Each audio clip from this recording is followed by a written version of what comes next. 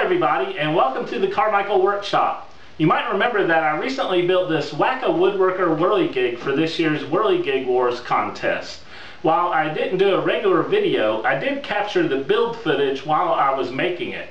So I thought I would walk you through the steps it took to build this Whirligig. So let's take a look at the making of the Whac-A-Woodworker Whirligig.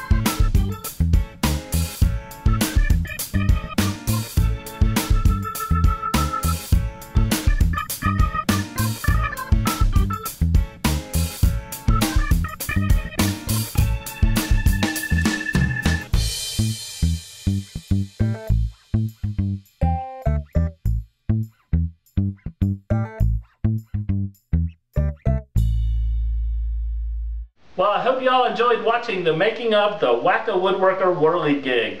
If this is your first time seeing one of my videos, welcome. This is the Carmichael workshop where I like to make fun woodworking projects on my wife's side of the garage. So as always, thanks for watching, and I'll see you next time.